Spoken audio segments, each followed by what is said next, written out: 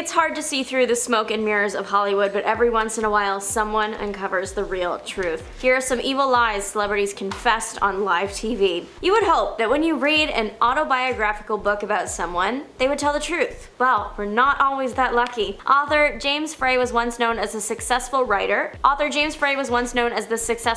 of A Million Little Pieces, but that success turned sour when it was revealed that he actually lied about many of the events he wrote about. The book was supposed to be an account of the author's life. It was a book about his journey to recovery from a substance reliance. This is something that a lot of people can relate to, and so it gained a lot of traction, really taking off when Oprah Winfrey featured it on her show. When Oprah endorses something, it's because she believes in it. She trusts it. This book in particular hit home for the talk show host, as Oprah herself has admitted to once using a substance and disliking it. So when she recommended James's book on her show, she meant it. However, soon people started noticing holes in the plot, and it got to the point where author James Frey was accused of fabricating or altering events written about in the book. Eventually, he was invited back on the show to share why he wasn't entirely truthful with his writing that was supposed to be real accounts of his life story. Oprah got on the author's case about switching details around or making things up for shock value. She opened the interview with, "I have to say it is difficult for me to talk to you because I feel really duped,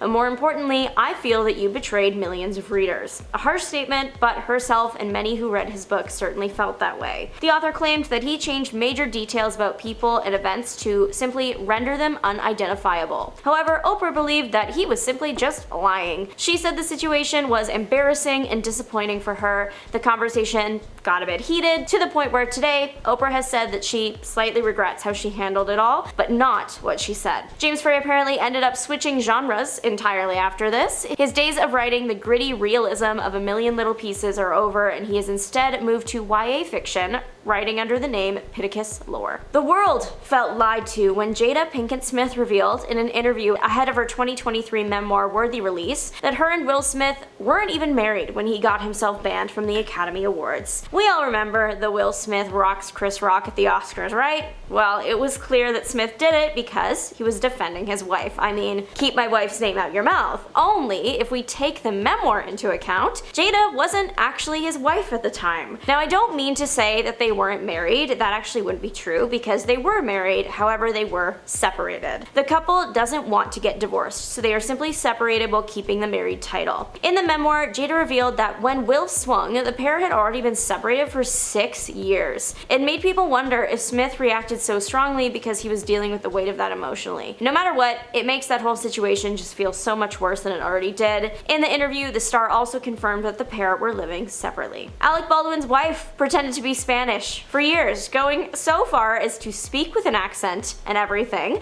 despite being white and born in Boston and going to school in Massachusetts. Yeah, she actually got away with her story for a long time. It wasn't until about 2020, when everyone had the time to actually care about this, that it was revealed that she was lying about her Spanish heritage.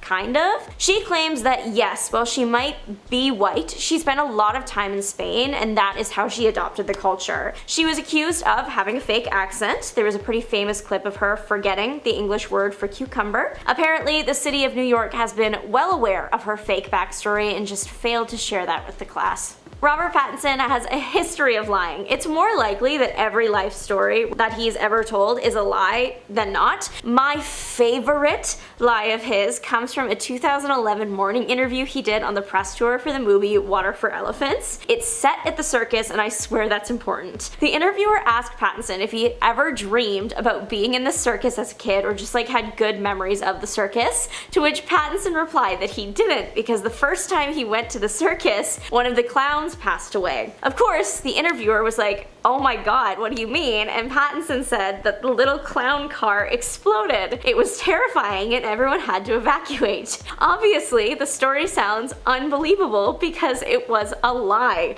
So sorry to anyone that has gone to a circus and seen a clown car explode, but this time it was a lie. But still, the interviewer asked Robert if he was telling the truth, and he said yes. The interviewer really was a super trooper for keeping up with this lying liar who lies and still managing to pull the interview back to the movie press. Maybe this lie was simply Pattinson preparing to become Batman. 11 years later, the hatred for the Joker lives within him. The lie came back to bite him during an interview for that very Batman press tour. Sitting beside Zoe Kravitz, he was asked about the Joker and his clown-related trauma, and Pattinson admitted that he has some trouble distinguishing fact from fiction, and Zoe clarified that Robert tells all these stories and now he's being asked about them and he doesn't know if they're true or not. It turns out that Robert lies all the time. All the time. It makes looking at old tween magazines, I'm talking about like the Tiger Beats, the J14s, I hope you are getting neon flashbacks right now. It makes looking at those magazines just so incredibly funny because you wonder if Pattinson is ever telling the truth at all. Not every lie he tells works out. 2009 was a big year for him lying. He said he didn't wash his hair, and headlines about that proceeded to haunt him for over 5 years. He claimed that he bored a stalker out of stalking him by taking them to dinner and complaining so much they left him alone. He said that he sometimes just says things in interviews just to have something to say. I will say though that his creativity is off the charts. It's to the point where people aren't sure if he shares real stories anymore. There was a GQ Zoom interview he did in 2020 where the interviewer listened to Pattinson discuss his latest business venture, a pasta you can hold in your hand called Piccolini Cuisino or Little Pillow, whatever that means. He demonstrated it live on camera and blew up his microwave, and the poor interviewer didn't know if he was earnest or just did a performance piece for them. I do love this interview style though, because you know when you're out and you meet somebody and you don't really want them to know who you are and you know you'll never see them again, so you just like lie about yourself for fun. I am ready for everyone in the comments to be like, no, I don't do that, you're a freak, but like when I'm reading all these stories about Pattinson, I just get him. He just happens to be creating his characters on an international scale. And this works great for celebrities because interviewers can get the clickbait material they need while Pattinson keeps the actual details of his life private, and people still love him. It's a win-win-win. And finally, the most evil lie of all, that time when Dakota Johnson admitted live on The Tonight Show with Jimmy Fallon that she actually was allergic to limes. She lied about keeping limes in her house. Dakota Johnson has some truly iconic interview moments. I mean, actually, no, that's not the truth, Ellen. You were invited. Come on. But my favorite is the lime bit. In March of 2020, Johnson allowed Architectural Digest in her home for a little house tour. As she was walking us through her kitchen setup, she took a moment to acknowledge a pile of limes on the counter, saying that she loves limes, loves them, and likes to present them in her house like this. Fawning over limes is kind of funny, so of course it became like a key moment of the video, and it got to a point.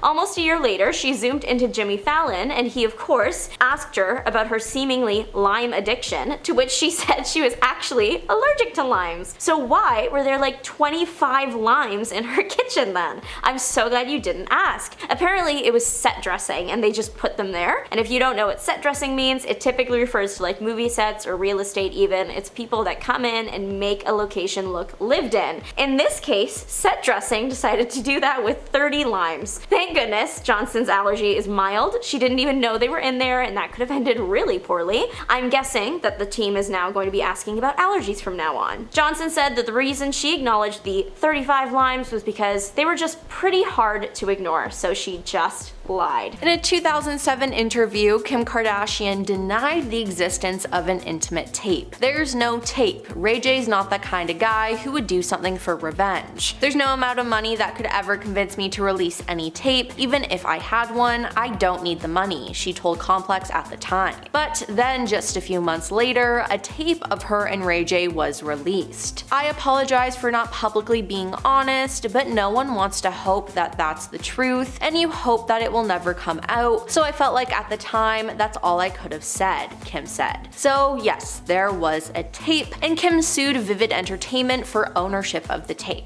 In late April 2007, Kim dropped a suit against them and settled for $5 million. Now all the blame was put on Ray J for releasing the video. But after all these years, Ray J maintains his innocence. He said, "I've sat in the shadows for over 14 years, allowing the Kardashians to use my name, to abuse my name, make billions of dollars over a decade and a half talking about a topic I've never really spoken about. I've never leaked anything, I've never leaked a tape in my life, he said. Now he claims that Kim and her mother Kris Jenner negotiated the release of the tape in the early 2000s. Now Kris apparently watched 3 different Ray J and Kim tapes and chose to leak the one that gave her daughter a better look. Now that's true, that is just very gross. Now Kris has denied playing a role in getting her daughter's tape released, and she even took a lie detector test on the James Corden show. But Ray J is still adamant that they did help. Looking back, Ray J said he is embarrassed of the tape. When asked, he said, yes, he is embarrassed, mostly for his children.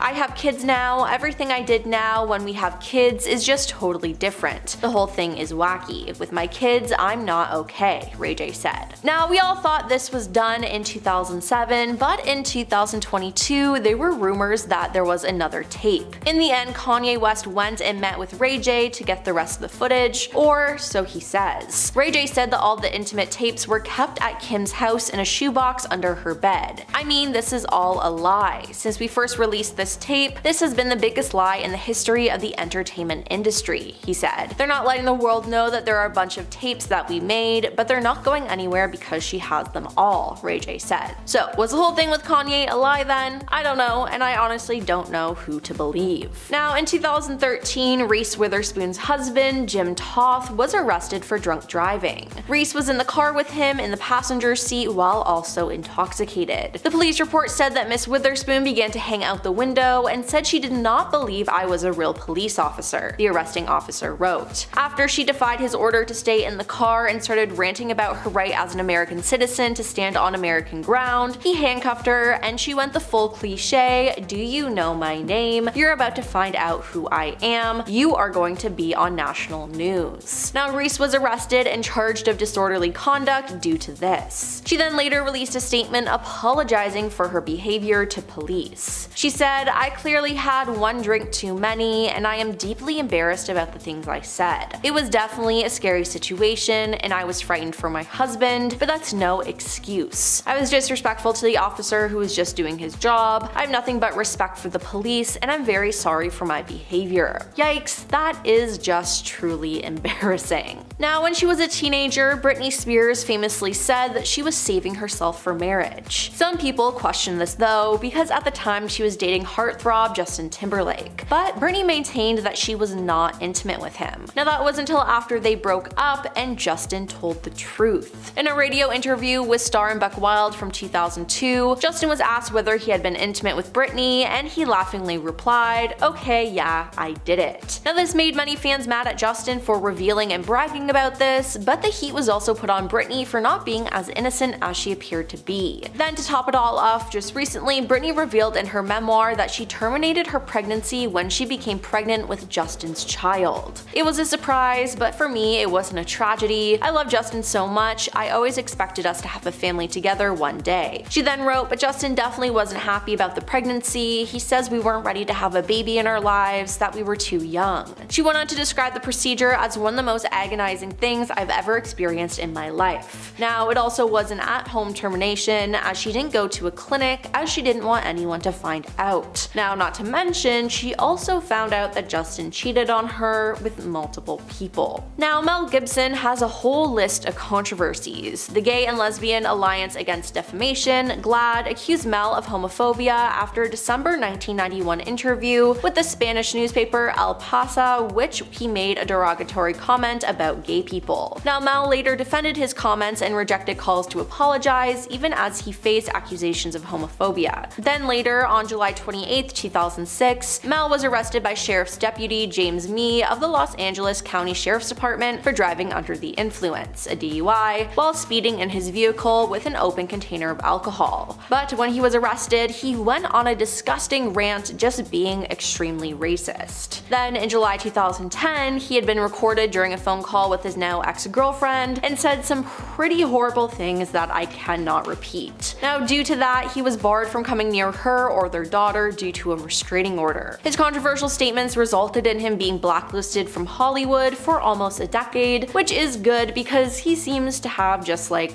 a lot of issues. Now, Shia LaBeouf has been involved in many legal matters, as in 2007, authorities were called to a Chicago Walgreens after Shia, who was admittedly on the sauce, refused to leave the store. Now, after authorities arrived on scene, he was arrested, and then during a performance of Cabaret featuring Alan Cumming and Michelle Williams, Shia was allegedly hurting patrons and hurling threats at authorities upon their arrival on the scene. He was then charged with criminal trespass and disorderly conduct. Then, in July 2017, he was arrested for public intoxication and a few other charges after being refused a cigarette. He then became aggressive with authorities and was taken into custody. Then, in 2020, he was charged with misdemeanor battery and petty theft after an incident involving the theft of a man's hat. He's also been accused many times of mistreating his partners and was even caught on camera having an argument with Mia Goth that had to be broken up by passerbys. Then, he even reportedly got into a physical fight with Tom Hardy while they were filming Lawless. Now again, it seems like he has a lot of anger issues. Now, when Joaquin Phoenix was filming the hit movie Joker, there was some behind the scenes drama that was caught on camera that makes him look very bad. Joaquin went off on the cinematographer Lawrence Larry Sher. Joaquin thought no one except the crew would know about this incident, but when he made an appearance on Jimmy Kimmel to promote Joker, Jimmy played the outtake from Joker sent in by director Todd Phillips. Now, the clip shows Joaquin angry at Larry, who called him a diva for whispering and interrupting his performance process. Now, the video definitely made Joaquin look bad, and he was obviously embarrassed by it. So when the clip ends and cuts back to Jimmy and Joaquin, the actor appears to be visibly upset about his behavior. Joaquin said, "I should probably publicly apologize to Larry, I'm sorry, but he did whisper constantly while we were trying to work, and sometimes it's really hard to find the emotion you're after, so it was wrong of me, I'm sorry, but he shouldn't have done it." Yeah, I get that we all get frustrated sometimes, and being on a movie set can be stressful, but that behavior is just not acceptable at all. Did Beyoncé fake her pregnancy? When Beyoncé was pregnant with daughter Blue Ivy Carter, so many rumors began spreading that she faked her pregnancy with a fake belly and had enlisted a surrogate to carry the child. A particular video, however, went insanely viral, like literally overnight. A video of Beyoncé's high-definition interview with Australia's Sunday Night HD surfaced online. This interview would have been, on record as the most boring interview of all time,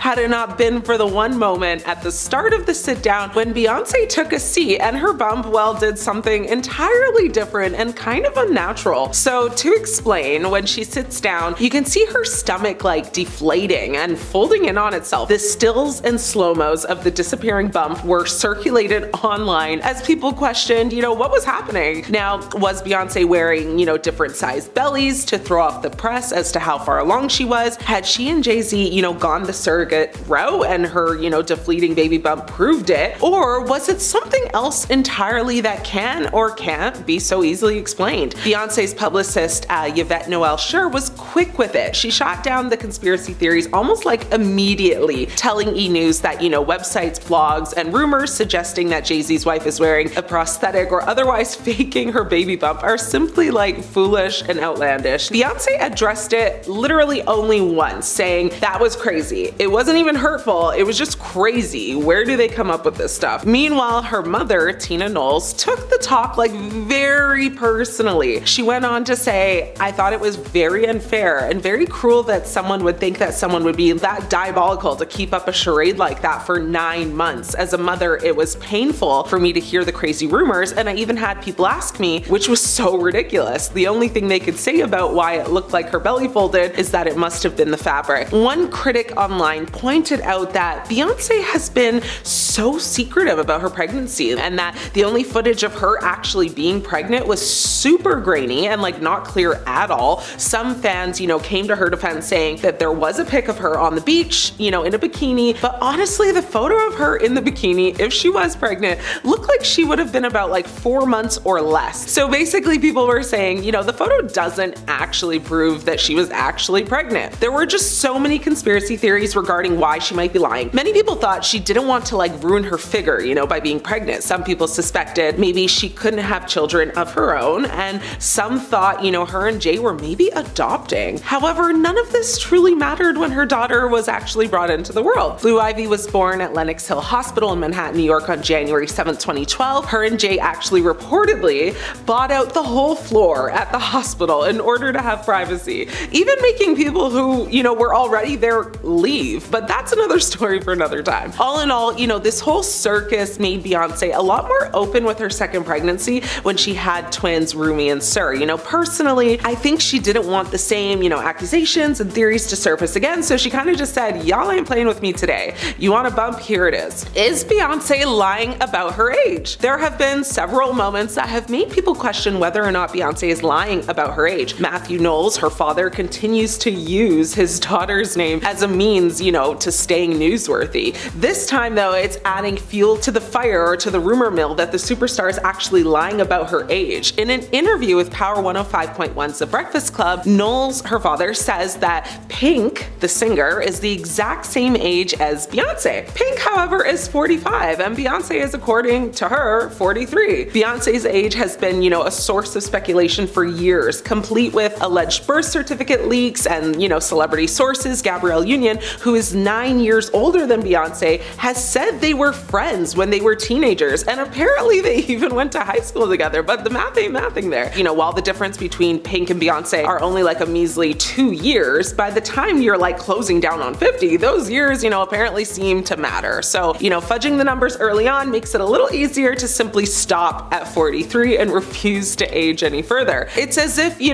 as a performer, you were to reach 50, you'd stop being considered for parts or shows, which, let's be honest, that isn't actually true in today's day and age, because just look at Jennifer Lopez. Like, she's in her 50s, she's still performing, headlining, you know what I mean? Or the other worry I would imagine most women up in age would be concerned about would be whether you'd be vilified for like gallivanting in a leotard or like a bodysuit, like a one piece, whatever scandalous type of outfit you might have worn in your 20s. Basically, for being confident about your body. Taylor Swift does it, it's, girl power, but if Madonna does it, it's like supposed to be shameful, So at least that's how society wants us all to view it. Beyoncé has lied many times about writing her own music. Beyoncé has claimed to be, the creative vision and songwriter behind some of her most successful songs, and there was no room for argument, that she was one of the most talented singer-songwriters to be a part of the music industry, and still is. But when rumors began to swirl that there were holes in the stories Beyoncé told about writing her music, fans were shocked. They wondered if Beyoncé truly did write all the songs she claimed to, or if she was fabricating. Now, there have been several times when songwriters or celebrities have had negative things to say and called Beyoncé out in the press for taking credit for being the creative force behind her songs that have become hits. This is not to say, that the Run the World singer does not put her own spin vocally on tracks to take them places other artists could not, all while having an insane work ethic, but taking full credit for something that there was clearly a collaboration on led fans to do some digging. And when they did, they found several times when Beyoncé claimed to be the sole writer or had the inspiration for a song, when that was clearly false. One person on Reddit actually rounded up like a number of examples, which include Emotions, which is actually a Bee Gees cover, Survivor, where the actual songwriter sued and settled out of court, Bow Down, which was allegedly written for Rihanna, Bootylicious, the demo was apparently near complete when, it got to Destiny's Child, and one of Beyoncé's biggest songs, Irreplaceable, which apparently was actually written by Ne-Yo. Now, what's funny about that one is that Beyoncé went on to say, I'm sure people think I wrote it about Jay-Z or something, but the obvious person is not the person at all. Several years later though, Ne-Yo claimed to have penned the song himself. Had he not thought the song was too misogynistic, he explained he would have actually kept it for himself. He said, that song taught me a very interesting lesson. Many women don't think that differently. However, a man singing it comes across a little mean. So,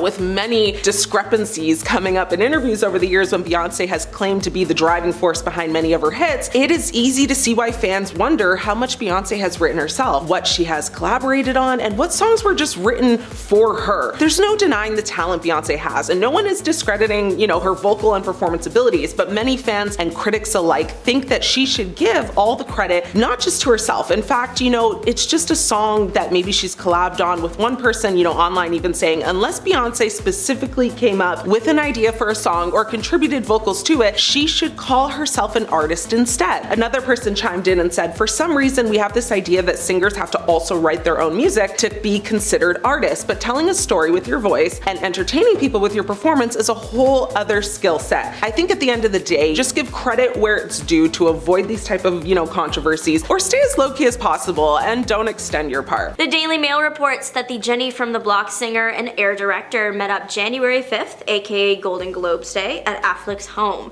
From photos acquired from the meetup, it seems the pair seemed to be on good terms. It appears that J.Lo even gave Ben's son a big hug. Despite the sweet meetup, that doesn't mean the couple is getting back together anytime soon. In fact, the opposite might be true. It's known now that the two megastars are getting a divorce, but the process is taking a step forward into settlement territory. J.Lo is also apparently looking to drop the Affleck from her last name. Just because J.Lo is leaving the Affleck surname behind doesn't mean she's dropping the whole family. A source claiming to be close to the couple says that the pair decided to remain in each other's lives even though they aren't romantically involved anymore. J.Lo was a parent to Affleck's children and vice versa while they were married, and that is not something that you can just erase. The source said the pair are agreeing to communicate when it involves the kids. And that's already happening, it seems. At the Sunday meetup, J.Lo's child seems to have been exiting Ben's house carrying a large gift in their hands. Affleck walked behind them. As previously stated, J.Lo embraced Affleck's son, a sweet interaction all around. The source shared that though the pair aren't necessarily looking to co-parent or have that type of relationship, they are still close to each other's families and feel as though they have a blended family in a lot of ways. Affleck and Lopez, along with Affleck's ex-wife, Jennifer Garner, were all spotted in the same place just before last year ended. Their kids attend school together and were in a play. Makes sense considering who their parents are. Photos of the famous celebs from the event show nothing but proud parents and happy vibes all around. It's unclear how involved the adults will be as the divorce moves forward, especially with an official settlement apparently being reached. People were shocked to learn, though, that J.Lo and Affleck did not sign a prenup before marrying, especially since they both do so much and then make so much from what they do. It was shocking that they would risk splitting everything 50-50. TMZ has broken the news that the pair have allegedly come to an agreement, though.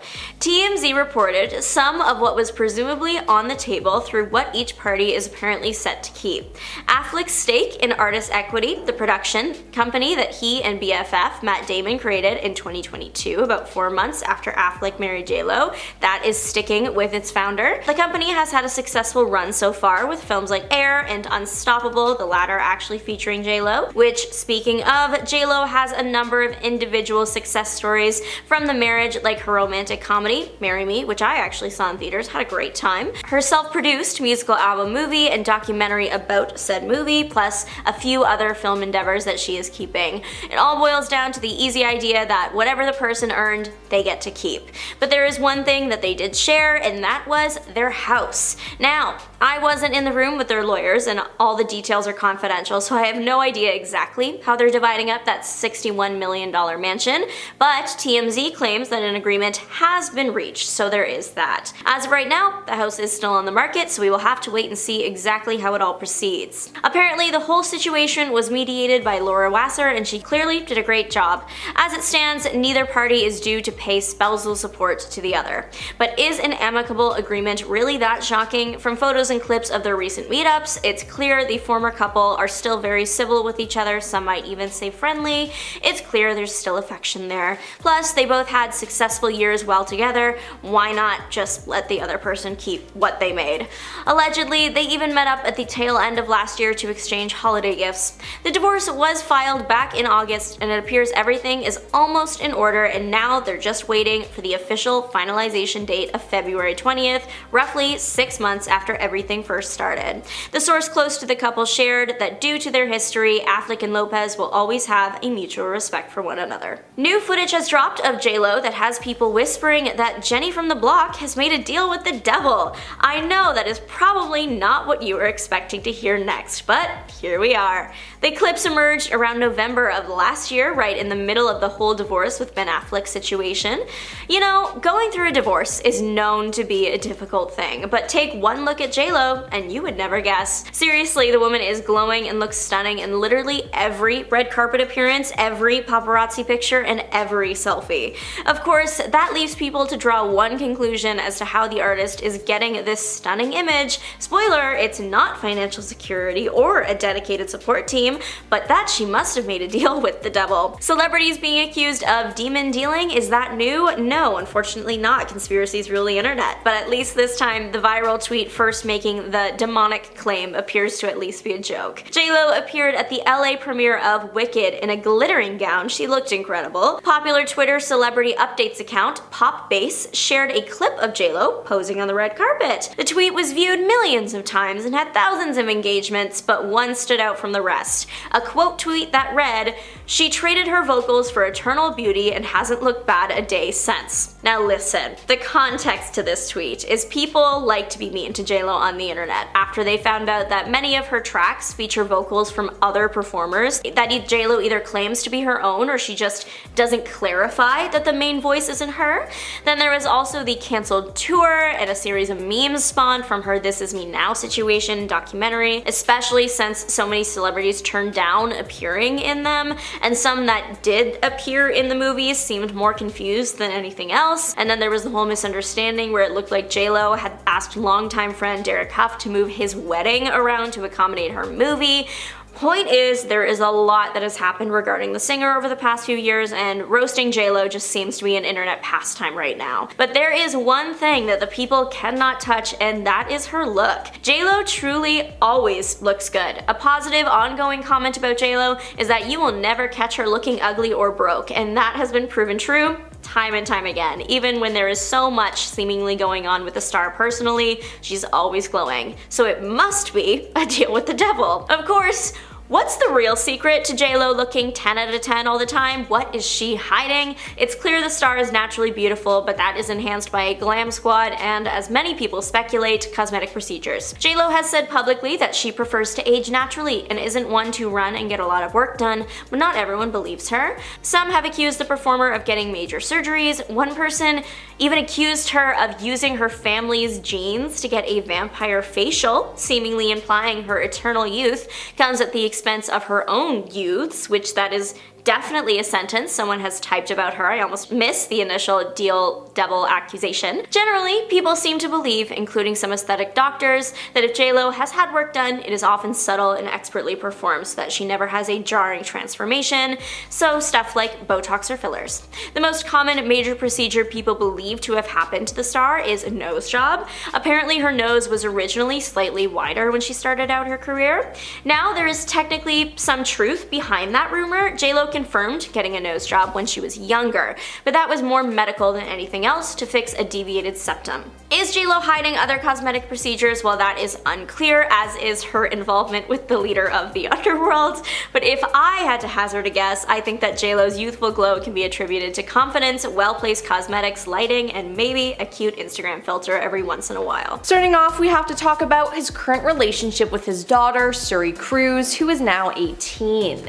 It's been reported that Tom hasn't seen her in a very long time and is not a part of her life. But what really happened between them, and why is their relationship such a well-kept secret? Well, Tom Cruise and Katie Holmes welcomed Suri in 2006, and from all appearances, they had a solid parent-child relationship up until 2012. After Tom and Katie's divorce, he completely distanced himself from Katie and Suri and went no contact. Now, during his 2012 deposition lawsuit against Bauer Media, he revealed that his commitment to Scientology was the biggest factor in the breakup of his family. When lawyers asked whether Katie had divorced him over his ties to the church, he said that was one of the assertions, yes. He also admitted that he didn't have any contact with Suri for 3 months right after the divorce. Surprisingly to many, Tom was not awarded custody of Suri at all and instead walked away from the discussions with visitation rights only. Even though the custody agreement struck between makes it clear that he can see his daughter for 10 days a month, it seems like he hasn't been able to make that happen. Now, on top of that, a source close to the situation has said that it seems to be a deliberate choice he is making. Now that brings us to the truth about his divorce from Katie Holmes. Back in 2012, the former Hollywood power couple announced to the world that they were getting divorced after 6 years of marriage. While this was shocking, Tom eventually confirmed what everyone had suspected about him. The major reason for their split was Katie's aversion to raising Suri as a Scientologist. In a 2013 deposition, the actor admitted that Suri, who was just 7 years old at the time, was no longer a practicing member of the church. And when it comes to their beliefs, people who leave the religion are often cut off from other practicing members. And because of Tom's position as a high-ranking member, it would be practically impossible for him to keep his daughter in his life. In 2013, he spoke about the situation candidly with lawyers, saying, "Listen, when there is a divorce, things change. It's not an ideal scene, it's not an ideal situation." He admitted that he didn't see the divorce coming at all, saying, "I didn't expect it. Life is a tragic comedy. You need to have a sense of humor." But he actually bounced back pretty quickly, and they reached a settlement deal after only 11 days. Next up, we have his broken family with Nicole Kidman.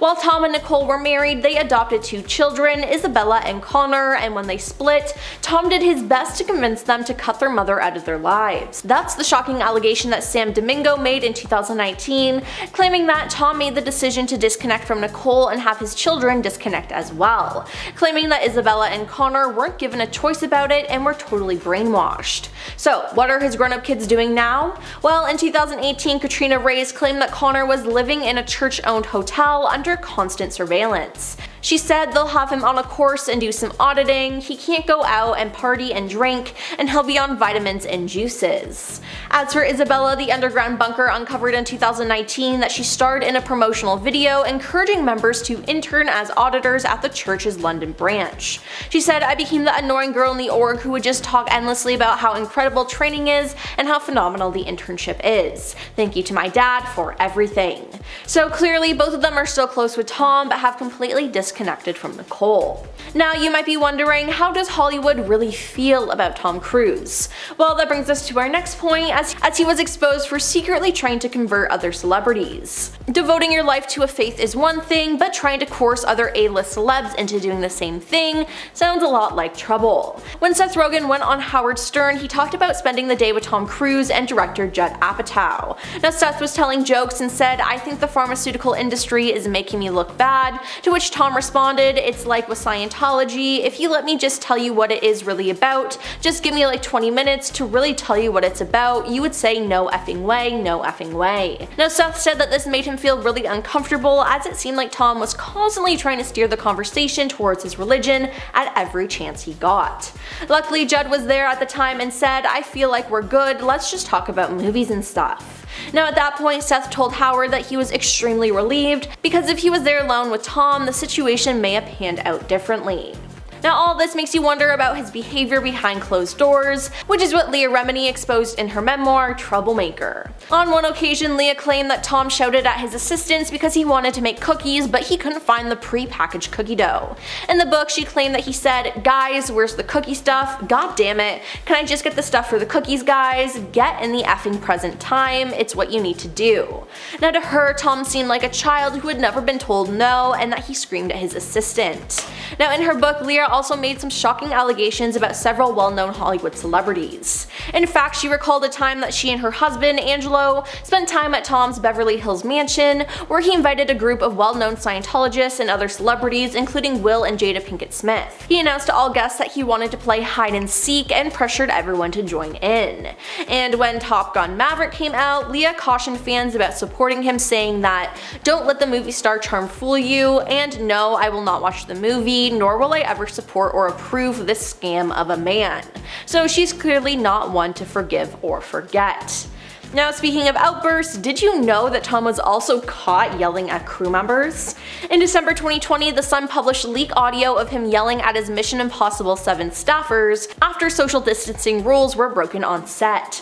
Tom reportedly flew into a rage after spotting 2 of his crew members standing within 2 meters of each other. He shouted, "And if you don't do it, you're fired. I see you do it again, you're effing gone. No apologies. You can tell it to the people that are losing their effing homes because our industry is shut down. It's not going to put food on their table or pay for their college education." The outburst led 5 crew members to quit on the spot, as they just didn't feel like putting up with any more of his verbal attacks. Now fans and celebrities were divided in response to this news, but things got awkward when TMZ revealed that Tom himself was not even following the CDC guidelines. As it turns out, the valve mask that he was wearing on set was not effective because it allows potentially infected droplets to leave the mask. Next up, we have the Matt Lauer interview. Tom's arrogance was stifling when he got into a heated argument with Matt Lauer about prescription drugs and about the practice of psychiatry, which he called a pseudoscience. Tom's infamous 2005 interview on The Today Show was so bad that it changed the way that he was perceived, and he proceeded to tell Matt there is no such thing as having a chemical imbalance in the brain, and that the only way to cure depression was vitamins and exercise. Now, his appearance on the show came shortly after he publicly shamed Brooke Shields for her moment of vulnerability when she announced that she used antidepressants to help her with her postpartum depression. To which Tom said, "When someone says medication has helped them, it is to cope, it didn't cure anything. There is no science, there's nothing that can cure them whatsoever." He added that Brooke Shields is a very talented woman, but looking at where her career has gone. Now, that last insult was so unnecessary, but it does tell you a lot about his personality. Next, we have the airplane incident. During an appearance on The Late Show with David Letterman in 1999, Tom could not stop laughing as he told a story of how he restricted oxygen for a passenger when flying to Colorado. According to the actor, he and his co-pilot, as well as one other passenger, were using oxygen masks because they were flying at high altitudes. But Tom said he soon realized that they did not have enough oxygen to stay alert at that altitude, so he and the co-pilot decided to turn off the oxygen mask for the other passenger so that they could continue their journey, and eventually the person passed out due to the lack of oxygen. At this point in the story, Tom burst out laughing while David Letterman just looked uncomfortable. He said, "Looking at it from another direction, isn't that attempted manslaughter? You just turned a guy's oxygen off. You're lucky you're not doing time, for the love of God." But Tom insisted that everything turned out fine and the passenger was okay, but the whole thing just made him look and sound completely psychotic. Now let's talk about the infamous couch jump. The couch jump on the Oprah Winfrey Show in May 2005 is one of the most memorable moments in Tom's career. The actor was talking to Oprah about his new relationship with Katie Holmes, whom he eventually married a year later. But his excitement went a little too far as he started getting up and doing victory poses. At one point, he jumped up on the couch in the middle of the conversation right next to Oprah. His behavior was not only over the top, but extremely unprofessional, and viewers immediately started sympathizing with Oprah. Because despite being a talented host with years of TV experience, the situation was clearly out of her depth. Now, eventually Tom's off-screen antics began to affect his career, as in 2006 Paramount Pictures ended its 14-year working relationship with the actor, fearing his erratic actions were going to negatively impact receipts for the upcoming Mission Impossible 3. Now, Redstone was quoted by CNN saying, "Although we like him personally, we thought it was wrong to renew his deal. His recent conduct has not been acceptable to Paramount." And lastly, we have the 60 Minutes interview. It might not be as disastrous as his interview with Matt Lauer, but Tom's appearance on 60 Minutes Australia makes for a tense and uncomfortable viewing nonetheless. In June 2005, he was interviewed by journalist Peter Overton to talk about his Scientology beliefs and Hollywood stardom.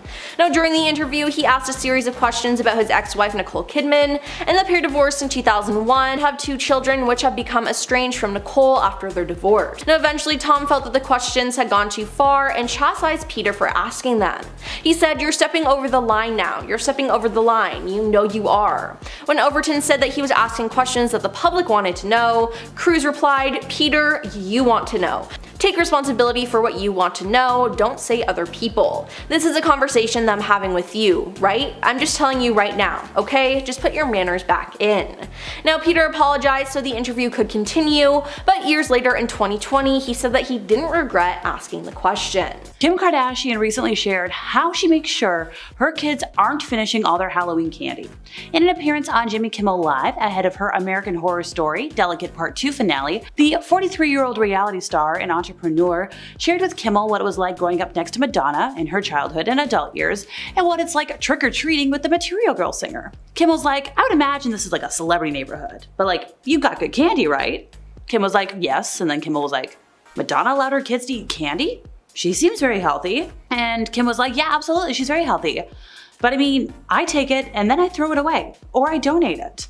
Kimmel was like, "Okay, so if you take away your kid's candy, next time videotape it. I'd like to have it. Kind of a hobby of mine," which obviously he was referring to his viral segment where every year, the day after Halloween, Parents videotape their kids, telling them they ate all their candy, they send him the video, he plays it, and people laugh, or so I'm told. Apparently with fame comes the right to be slobs, at least according to the Kardashian housekeepers, who claim the girls never clean up after themselves, yet expect their rooms and closets to always be camera ready. Well, there's no doubt that the Kardashian women are busy with their multiple shows, their families, numerous business ventures. Some folks have argued that they don't have the right to be so demanding of the housekeepers who help to tend their homes, which I agree. This even led to a lawsuit in 2021, as reported by NBC News, with 7 workers, not 1, not 2, but 7, claiming that Kim Kardashian failed to pay overtime, cover expenses, and provide legally mandated breaks, while expecting her housekeepers to always be on call to pick up after her. Look, if you want luxury services, you've got to pay luxury prices. That's how it is. You've got to pay overtime. You got to pay expenses. You have to provide breaks. Legally mandated for a reason. Shayna Moakler, Travis Barker's ex-wife, went on a podcast and claimed that Kim Kardashian hooked up with him, which is a major bombshell considering Travis is now married to Kim's sister Kourtney. Not only that, but there was allegedly cheating involved. Yeah, Shayna claimed that Travis was seeing Kim behind her back and that Kim played a major part in the breakdown of their marriage. Now, this was during an appearance on the Dumb Blonde podcast, and Shayna revealed that she and Travis were working on their relationship when she was sent text messages between him and Kim from some anonymous source. What did those text messages say? They were trying to meet up at her sister's house to do the deed. Now, apparently when she showed the text to Travis, he had already deleted them. So yeah, she had reason to be suspicious. But what people can't seem to get over about this story is the fact that Travis might have been interested in Kim before he was into Kourtney. And that's something that would promote hurt feelings all around. But like, is Kim Kardashian really a homewrecker? Would she really go after her sister's man and not put it on TV? I don't know. Sounds unlikely to me. I feel like this should have been a storyline of some sort on Keeping Up with the Kardashians. They say that as you get more and more famous, you get more and more lonely and isolated. Like, Kim K used to have a lot of high-profile celebs on her list of friends. We're talking Beyoncé, even Taylor Swift for a hot minute. But her former assistant Stephanie revealed that Beyoncé and Kim had quite the feud and often badmouthed each other, which hasn't become like super known because they did it privately in their homes. Stephanie also said that Kim has a hard time keeping friends because she thinks she's better than everybody else, and she tries to be better than everybody else too. Let's see, we've got a whole list of people that she's cut off over the years. Jordan Woods, Blac Chyna, and Drake. It's easy to judge someone who has a big ego, but would any of us act different in Kim's situation? Most of us will ever know, but like, why would you think you're better than your friends? According to a March 2023 Bloomberg Businessweek report, Kim was questioned by the feds as part of this crazy investigation into the big Malaysian financier. I think his name is Zhou Lo, who was a mogul at the center of the big infamous 1MDB fund embezzlement scandal. So US prosecutors alleged that Lo had stolen at least 4.5 billion from One Malaysia Development Berhad, which was founded and led by a former prime minister. The Justice Department indicted Lo in 2018 for conspiring to launder billions of dollars stolen from the development fund and paying out hundreds of millions of dollars in bribes. And since then, he's been like a fugitive. I think he's living in China. In 2019, Kim told the FBI that she once played Baccarat in a Las Vegas casino with Lo and others, and she ended up winning big. Now, he told her, "Keep your chips," which were worth $350,000. And she told the FBI that when she went to the casino counter to cash out, she was handed $250,000 in a trash bag full of $100 bills. So she put the trash bag full of cash in her carry-on bag and boarded a Southwest Airlines flight back to LA. Once again, sketch. On a later trip to Vegas, Kim collected the remaining $100K, again, in a trash bag. Look, I don't know a lot of big gamblers, but this sounds sketchy. Don't you think? Let me know in the comments. The Kardashians are known to take many extravagant vacations and ventures, and one memorable visit to Bora Bora on Keeping Up with the Kardashians, people will know about it. Well, there, Kim reportedly lost her diamond earrings, leading the whole family to search the water for her prized jewelry. Naturally, losing something of such great worth and importance brought plenty of viewers in and sparked a lot of discussion online about the episode. Everybody was worried, where's Kim's earring? Seriously, like, there's people who have never seen a whole episode of the show, but if you quoted them, "Kim, there's people dying," they'd roar laughing. I'm not even a super fan. I quote it all the time. But the problem here, according to RadarOnline.com, Kim's ex-husband, Chris Humphries, said it didn't actually happen. Kim did lose her earrings. The move was a publicity stunt to get views. While this surely wasn't the only time Keeping Up with the Kardashians created a false moment, the lost earrings are a prime example of the lack of reality in the reality show. It also shows viewers should reserve judgment and sympathy when something happens on the show, since it might be fabricated for views, which is something we'll talk about more in a moment. We all know reality TV is quasi-scripted by this point in our lives. If you didn't, my bad. But when something is this heavily scripted, it's just annoying. When you hear about the Kardashians, you probably automatically assume they're entitled divas, and sadly, you're not wrong. Reports have surfaced that the Kardashians, especially the younger generation, were very kind to the camera crew when Keeping Up with the Kardashians first started in 2007. But as the show progressed, the family got a lot more famous, their kindness and respect for the crews they worked with dwindled, causing unpleasant and unfriendly moments, to say the least, behind the scenes. Ah yes, when fame and money reveal people's true colors. According to The Sun, the Kardashians repeatedly berate crew members and make unreasonable demands on anybody in their path. Additionally, the girls often try to direct what happens or demand multiple reshoots of simple moments on the show to place themselves in the best light they can, at the expense of the rest of the family and crew. Well, after learning how poorly they treat their staff, this probably isn't a big surprise revelation to anybody, but it's not a good thing, and probably something the girls want to keep under wraps. One of the most talked about events of Keeping Up with the Kardashians was Kim's extremely short-lived marriage to Kris Humphries. This marriage lasted less than 3 months and commanded headlines for months if not years following the split. The whole situation was awkward, and Humphries reportedly felt betrayed by Kim, feeling that the marriage was all in the name of ratings. The 72-day wedding will forever live on in infamy. And when you consider there's no such thing as bad publicity, I guess it was a boon for the girls. Why would they waste all that time and money? No. Why would you waste all that time and money if it wasn't going to work out? Who knows? According to the Washington Post, the marriage was meant for just PR, just to drive awareness and ratings for the show. In fact, Kim wanted her goodbye to Humphries to be on the show, but producers were like, it's a little much. These days, Humphries wants nothing to do with the family and has asked to be completely omitted from Keeping Up with the Kardashians. Sorry dude, wish you all the best away from this circus. This is probably one of the worst kept secrets, but it's worth mentioning. So easily one of the most controversial moments in the Kardashian saga is the release of Kim's intimate tape with Ray J. When the tape was first leaked, Kim sued the company to keep it out of the public eye.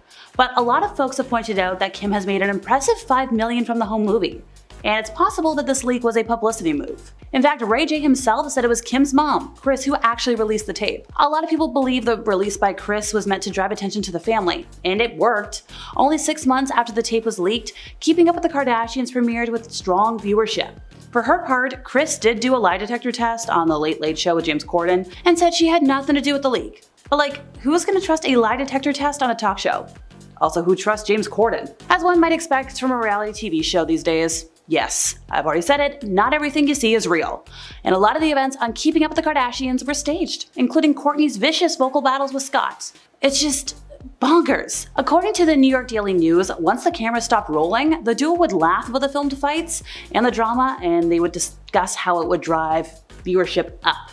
That being said, it's also been revealed that Scott has faced serious addictions, leading some folks to wonder if the fights on the show were real, they were scripted, they were a mixture of both, just playing off of the original fights. The assumptions made were, maybe the fights being fake was a cover-up for how serious the issues were in the relationship. Regardless, there's no denying the tension these fights created among fans of the show. The duo ended up splitting for good in 2015, and Kourtney is now married to the famous musician Travis Barker. Jack Schulzberg, now an ex-Vogue staffer, as well as the grandson of late President John F. Kennedy, spilled some tea about the Met Gala, and he got in some hot water for it. Jack Schulzberg started a feud with the Met Gala in April 2025 by calling for a boycott. He took to TikTok to say, "Hey, Anna Wintour, I'm boycotting the Met Gala this year. With so much happening at home and around the world, it's not the time for a party like that. At least for me, I will be boycotting the Met Gala, and I think others should as well. It is not the time for a party." In a follow-up video, Jack explained his reasoning for his decision to boycott. He said, while sitting in a kayak, "I've been to the Met Gala before. I had a great time, but this year with so much happening around the world and at home, I cannot in good conscience go to the Met Gala." Jack teased that instead he was going to be launching something brand new that would be very important and informative. Many people took to his comment section to say the real reason he's likely not going is because he's known to have spilled some dirty secrets about Anna Wintour herself in the past, and so she's actually cut him off. So while he's been invited in the past, it seems as though that invitation has not gone out to him this year. Josh Hartnett, 90s heartthrob Josh Hartnett, was deemed not relevant enough for the Met Gala back in 2016. The documentary, The First Monday in May, which actually took audiences behind the scenes of the invite-only event, showed a glimpse into the Met. Now, in the doc, a Vogue staffer was seen responding to Calvin Klein's request to actually dress the Pearl Harbor star and have him sit at his table, saying, "What has he done lately though? Nothing. You guys are all set." So banned is a little bit too strong of a word to use in this case, as I don't think he necessarily is banned, but he's had a great comeback in 2023 and 2024, and arguably is back on the path to being extremely relevant. But despite this, no talks of him attending this year has actually been whispered anywhere. It's rumored that he's made claims of not wanting to go anyway, so we may never see him on that famous carpet. Rachel Zoe. It's widely speculated that designer Rachel Zoe was indefinitely uninvited from the Met Gala after she made comments that probably didn't go over too well with Met Gala organizer and Vogue editor-in-chief Anna Wintour. Now, Zoe told the New York Times in 2007, "Anna Wintour is one of my heroes, but they say that I'm more influential." Now, as great as it is, Vogue won't change a designer's business. However, Zoe did attend the event in 2010 and in 2012, so I'm not really sure if this alleged ban is real or not, or if she will attend in the future. Tim Gunn, celebrity fashion presenter and author Tim Gunn, confirmed that he is actually banned from the Met Gala during a 2016 appearance on E! Entertainment's Fashion Police. When host Joan Rivers asked if the rumors about his ban are true, he said, "It is very true. It is a crazy story, and as far as I'm concerned, it's a very matter-of-fact story. I was asked what is the most unforgettable thing I've ever seen in fashion, and I said it's easy. I was watching Anna Wintour being carried down 5 flights of stairs by 2 bodyguards, 2 big hulking men from a fashion show. All hell broke loose. It was insane. We've had an open war ever since." Now, the fashion guru then said he's basically blacklisted for making those kind of off-head comments, and he refused to actually retract his statement after Anna allegedly asked him to, which only made her more upset and angered. I mean, I actually love that he stood on business on that one. He basically said, "I don't need the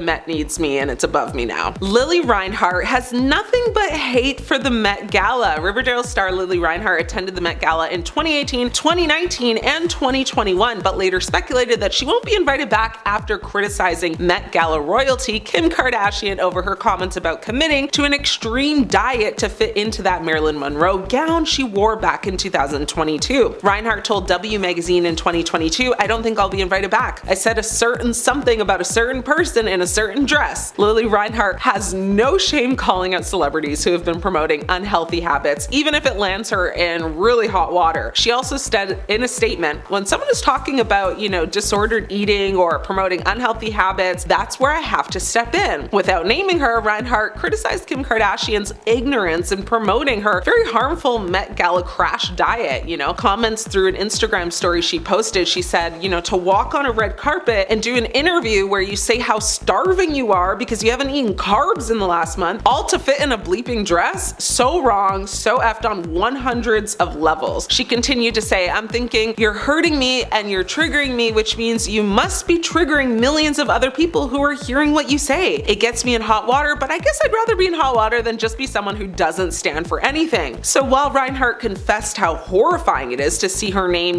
trending on Twitter, she'd rather be labeled annoying than someone who doesn't vocalize her beliefs. Lily since has made subliminal posts about the gala, indirectly trying to throw shade, spill secrets and whatnot about the event, and share the lies everyone is actually told about how glamorous this event is. She's made a point to say that they have strict rules on what you can eat there, how you should dress, encourages you to go above and beyond to fit into an outfit for the event, and doesn't want you taking any photographs while inside because they're hiding the truth about what goes on once you're in. Well, what does go on? That's a good question. No one, not even Lily, has been brave enough yet to really blow the lid off this. Tina Fey exposed the Met Gala and said it's basically a jerk parade. Tina Fey's controversial Met Gala experience stemmed from a single attendance in 2010 where she described the event as a jerk parade filled with people she'd want to punch. Fey made these remarks during an interview with David Letterman in 2015. She has stated that she will never attend again and express frustration with the stupid things people wear and the overall vibe of the event. Her criticism focused on the fashion choices of attendees, the perceived arrogance of some individuals, and the overall atmosphere just of the event. She said, "Everyone is rude, everyone is was judgmental and sketchy. She ended her rant basically by saying, clearly I'll never go again. But she actually did jokingly mention being in a fart cloud of a famously mean fashion designer. So I don't know who that is, but this anecdote contributed to the Met Gala's reputation for being an event where celebrities might interact with people they wouldn't typically associate with, leading to some negative perceptions. Demi Lovato said one celebrity was a complete bitch to her at the Met Gala. Now, Demi opened up about an extremely negative experience she had at the 2016 Met Gala. She revealed that she had an encounter with a celeb that was so bad it led her to text her manager and attend Alcoholics Anonymous meeting right after. She said, I had a terrible experience. This one celebrity was a complete B-word and was miserable to be around. It was very cliquey. I remember being so uncomfortable that I wanted to have a drink. She didn't name names, but that was the year she attended the Met with her stylist, hand in hand with also Nicki Minaj. So yeah, speculate as you wish. Demi explained that her experience at that AA meeting made her think about her priorities, and she had some choice words about the crowd at the Met Gala. She said, I changed my clothes, but I still had my diamonds, millions of dollars of diamonds on in an AA meeting, and I related more to the homeless people in that meeting who struggle with the same struggles that I deal with than the people at the Met Gala, fake and sucking the fashion industries, yada yada yada. Now, despite saying she's never going again, she would, in fact, go again 6 years later. They all come crawling back, don't they? So evil? Maybe. Toxic? Most definitely. The stars have spoken, and aside from all the crazy rules like confiscating phones, no smoke breaks, spouses being separated at dinner, it's just another night to show the world who's who, cause if you aren't at the Met, do you even met her?